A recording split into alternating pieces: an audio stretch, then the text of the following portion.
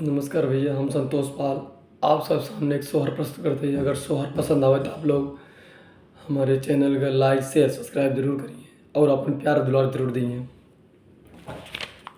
कौने बनवा बोले ला कोयलिया त कौने बनवा मोर बोले हो।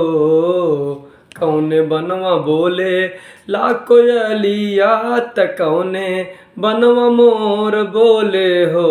हिरनिया कौने बनवा बोले साहरे सवा भवनवा उठे सोहर हो। हिरनिया कौने बनवा बोले सहरे सवा भवनवा उठे सोहर हो।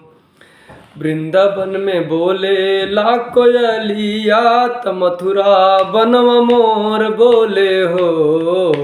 वृंदावन में बोले ला कोयलिया त मथुरा बनवा मोर बोले हो।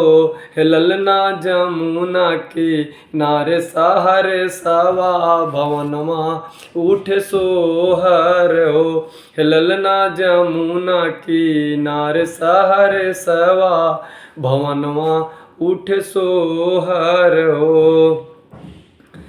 कहवा पे बाजे ला बधैया त कहवा पे कन्हैया जी जन्मे हो। कहवा पे बाजे ला बधैया त कहवा पे कन्हैया जी जन्मे हो।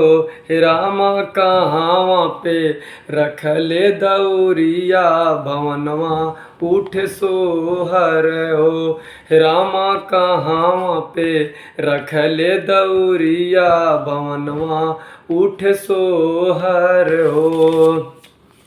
मथुरा में बाजे ला बधैया कि मथुरा में ही कन्हैया जी जन्मे हो। मथुरा में बाजे ला बधैया कि मथुरा में ही कन्हैया जी जन्मे हो। हे रामानंद बाबा रखले दौरिया भवनवा उठे सोहर हो। हे रामानंद बाबा रखले दौरिया भवनवा उठ सोहर हो।